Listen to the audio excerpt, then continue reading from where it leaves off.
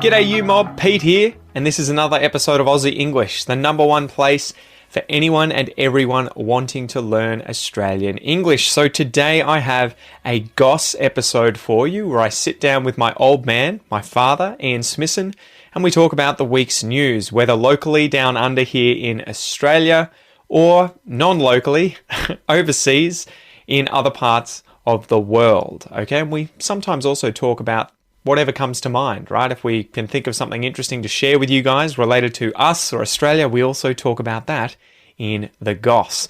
So these episodes are specifically designed to try and give you content about many different topics where we're obviously speaking in English and there are multiple people having a natural and spontaneous conversation in English. So it is particularly good to improve your listening skills. In order to complement that though, I really recommend that you join the podcast membership or the academy membership at aussieenglish.com.au, where you will get access to the full transcripts of these episodes, the PDFs, the downloads, and you can also use the online PDF reader to read and listen at the same time. Okay, so if you really want to improve your listening skills fast, get the transcript, listen and read at the same time, keep practicing, and that is the quickest way to level up your English. Anyway, I've been rabbiting on a bit. I've been talking a bit. Let's just get into this episode, guys. Smack the bird, and let's get into it.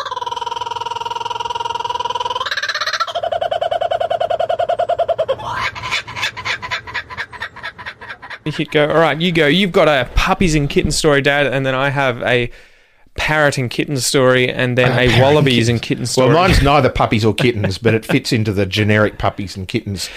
That's neither puppies nor kittens, Dad. No, it's neither puppies or... it's anyway, neither nor, either or. Either or. You're giving my listeners and viewers bad English habits. It is not a puppy. Nor is it a kitten. A kitten. That sounds like something from what's it called? John Cleese's. Yes. What are they called again? Not Faulty Towers. The other thing that he did.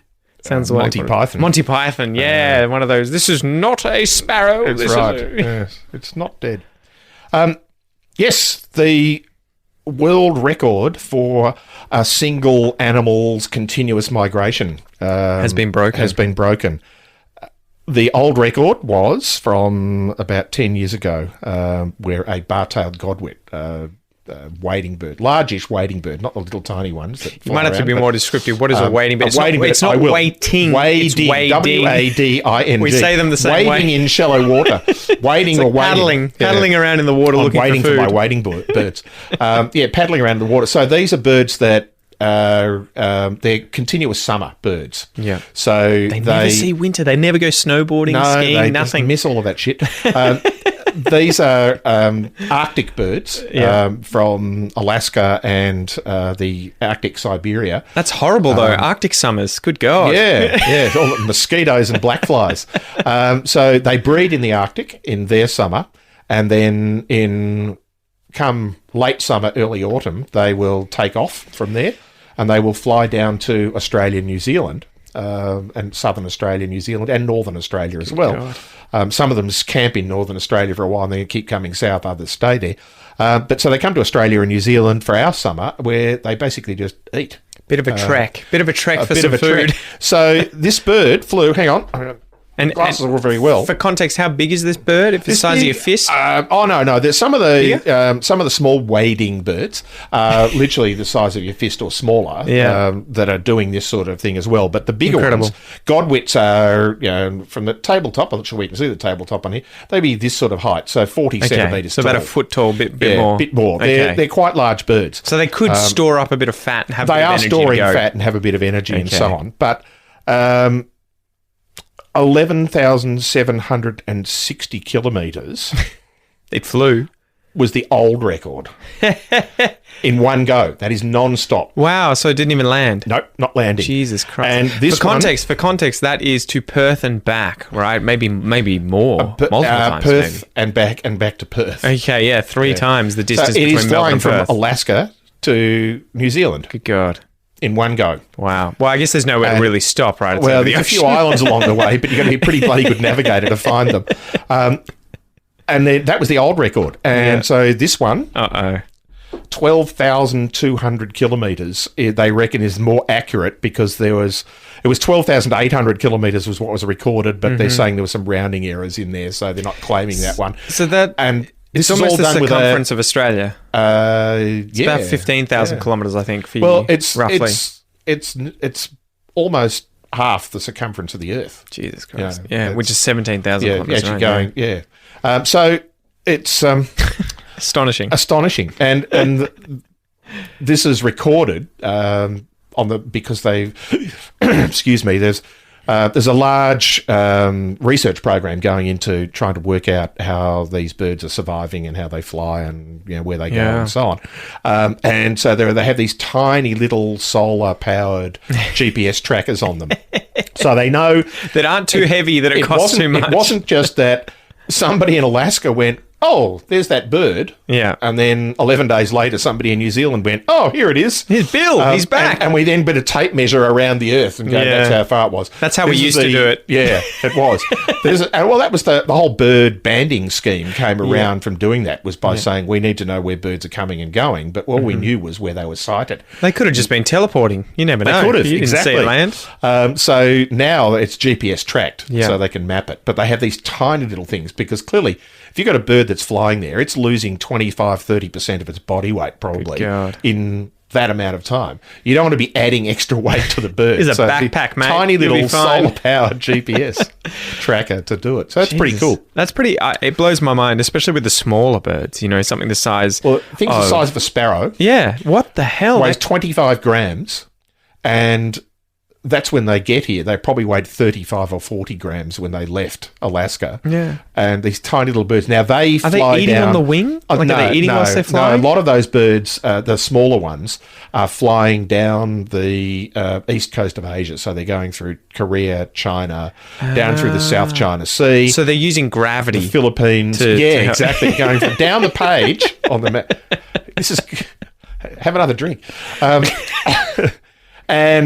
And then hitting northern Australia and then coming to southern Australia. So they're sort of hopping from mudflats. So they do have to stop. Those ones can't just go continuously. No, the big challenge with those smaller birds, and the reason that a lot of those are endangered now, is because of the amount of development going on in East Asia. Because you only have to mess up one stop and they're screwed. Yeah, particularly in the South China Sea with China. Yeah. And also Korea, to some extent, have been building...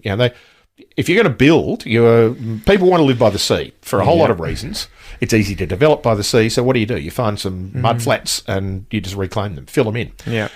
Sorry, guys. Yeah, so a lot of these... Where's that restaurant gone? I was here last year after summer. There was a restaurant right here. It's not like you've got a choice. If you're starving, you can't go, oh, well, we'll just keep flying on to the next country until we find one. You're out of fuel. You're out of fuel. We'll just keep going. Gone. Yeah, you just sit there. So... As an aside, there are some studies being done now in some of the Asian countries where this sort of migratory route is, where they're building large floating islands with the appropriate substrate on them that is going to have enough food in them for these birds to do it. So they don't have to maintain the mudflats. They can create artificial mudflats and just have them floating around in the sea, so the birds can land on those. So Jesus, that's crazy. That's 12,000 k's. Holy moly! I know, it's a long way. So my story was: you had one. An Australian man says he was able to survive a late night house fire after his pet parrot roused him from bed. Yeah, did you see that story? I did. So Anton Wynne said, I heard a bang and Eric, my parrot, he started to yell, so I woke up and smelled the smoke. Yeah. So there you go. And it's like I don't know what species it is, but it was a beautiful green. It looked like a king parrot or something. No, it's not an Australian parrot. I think it's an African or an Indian. It's a pet. I had no idea you could buy non-native parrots in Australia. I went to the beach the other day and someone had a macaw. A macaw, yeah. I was like, there's a guy in Ocean Grove who has a blue and yellow macaw. Yeah, it must be him then, because I can't imagine there's many of them. This is a Brazilian bird, guys, for context. This is a rainforest Brazilian bird. A big honking parrot. This is huge. It's probably bigger than any Australian parrot. Maybe as big as some of the cockatoos, the black cockatoos. Bigger. I'm at the beach in my car working away, and there's a guy sitting there. I'm like, what the hell's that thing on his shoulder? And it's got like a little vest on it where he's got a leash attached to the front, And its tail's about, half a metre long, 50 centimetres long. And I was just like, holy crap, it turned around and it was a macaw, which I had never seen. I don't think I'd ever seen one in the flesh, in person. I've seen them in David in Attenborough. zoos. And bird shows. Maybe I've seen them there in zoos, but I was astonished. I was like, what? So, and then I looked it up. You can buy them for a measly 5,000 Australian dollars. Yeah, and you've got to have a high-level license to hold non-native wildlife. The last story I had, which was a cracker, if I can just find it, and I thought was poetic justice. Do you want to explain what poetic justice is, Dad, before you hear the story? Poetic justice. Poetic justice is when something goes wrong that ends up being justifiable on the basis of the screw-up in the first place. You deserved it. You sort of deserved the response that you got. So if I said Dad was really clumsy and then I get up and trip over, he'd be like, well, that was poetic justice. Yeah. So wallabies are on the loose in Britain, and we've mapped 95 of them, or 95 sightings. So I thought this was poetic justice for context before we talk about the story, because Australia has so many English or British invasive species. Yes. We have the fox, we have rabbits, we have starlings, we have Indian miners, we have a whole bunch of these animals that were brought here after colonisation. Deer, I don't know about stoats. They're in New Zealand. Yeah, we got a few. Well, they tried to bring in mongooses. Mongooses. I don't know if we pluralise that as mongoose, mongai. And squirrels we had for a long time as well. Red and grey squirrels. They didn't survive, though. So redneck wallabies have found a home in the temperate climate and agricultural lands in England. I didn't realise they were intentionally released initially during World War II. Yeah. In the 40s, what was that, 39 to 45? Yes. Because keepers and collectors had other priorities and didn't want to kill them. So they were just like, you're on your own, Skippy. Do you call wallabies Skippy? Oh, no, Skipette. There's an increased number of these feral animals now. And apparently this population that was released after World War II or during World War II lived up until at least 2009 and then may have gone extinct. But now wild wallaby sightings are popping up all over Britain. And it's like from Scotland all the way down into, near Kent and then over to Wales. They're popping up all over the place. And I just thought it was really funny that it was something I'd never heard about. And so now it's something where they're thinking, oh my God, non-native species has been introduced into England. How is it going to affect the other species here? The native species like rabbits and foxes and, all the plants, and it's the complete inverse here in Australia, where we're shitting ourselves because we have all these birds and foxes and rabbits. Bloody rabbits. Competing with the wallabies. So I thought that's why it's poetic justice. Yes. They also have Tamar wallabies, which I didn't realise. Tamar wallabies. Yeah. I'd never actually heard that word, but Tamar. So they're worried that they're competing with grazing animals, and their sheep as well. Are sheep native to Great Britain? Or they've just been there for thousands of years? Yeah, been there for thousands of years. They might be. Sheep are European. So, I guess the interesting thing is, though, at least wallabies are soft-footed, so they're not going to damage the land that they're running around on. They'll probably, they don't dig holes. They'll obviously be eating a lot of the plant material, but they don't eat down past or to the roots or past the roots like sheep do. They pull the plant up. They're really grass eaters either. Wallabies, they are browsers on shrubs and things, so they might end up doing more damage because of that. Yeah, but they're not going to be competing with sheep who are eating grass. Yeah, so it'll be interesting to see that, unless they've converted over because they can't find any shrubs. Particularly in Scotland, there's no woody plants in Scotland. It's such a normal thing here. Growing up in Australia, you see, I don't know, I would imagine the average Australian at some point when they're young sees a fox. When they're driving around or with their parents in the car. They see a fox cross the road. Yeah, you see rabbits. Sometimes you may see deer if you go to, you go camping or something, you go to the sort of mountainous regions, but you get kind of used to seeing these animals and you just think, oh, that's what, the world's like.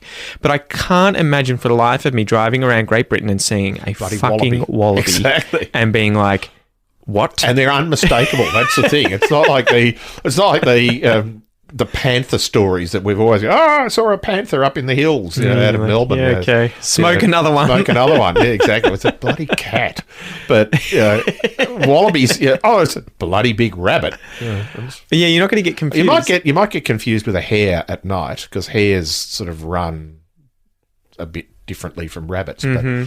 But no, wallabies look like wallabies. Well, I think a lot of the time my hypothesis for people confusing cats in Australia, besides not being able to differentiate between a house cat that is black and, say, a panther, which most people have probably never seen in the wild, when you're at a distance of hundreds of meters and it's sitting on a fence post or something, and you think, well, it looks bigger than usual, and you get some grainy footage of it. It's like, okay, how much do I trust my ability to discern whether or not this is a panther? Exactly. But I had another point besides that.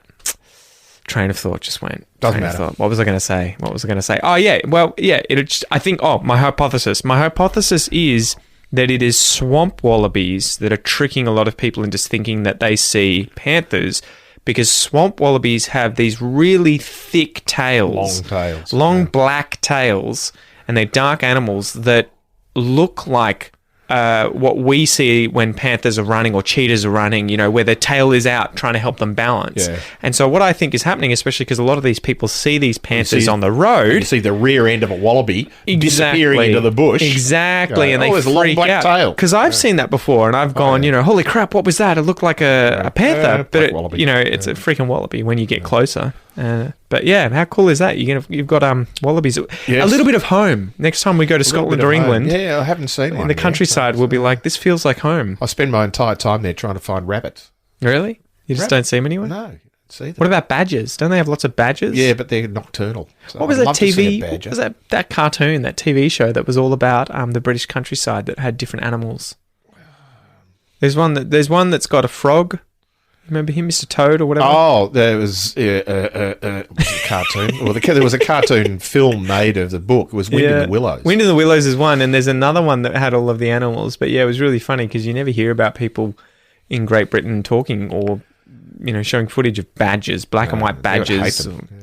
They hate them. Yeah. Well, they're just unpleasant animals. Well, they're just unpleasant animals. Yeah, it's kind of beautiful, but they're related to wolverines, aren't they? Yeah, well, they're carnivores. Yeah. Same family as... Anyway. Yes. Well, awesome. Thanks for joining me. Thanks, everyone. See you next time. Bye. Bye. Alrighty, you mob. Thank you so much for listening to or watching this episode of The Goss. If you would like to watch the video, if you're currently listening to it and not watching it, you can do so on the Aussie English TV channel on YouTube. This is different from the main channel. You'll be able to subscribe to that. Just search Aussie English TV on YouTube.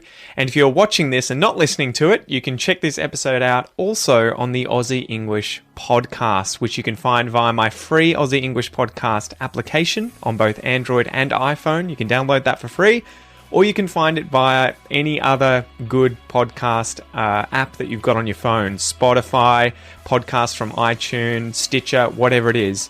I'm your host, Pete. Thank you so much for joining me. I hope you have a ripper of a day, and I will see you next time. Peace.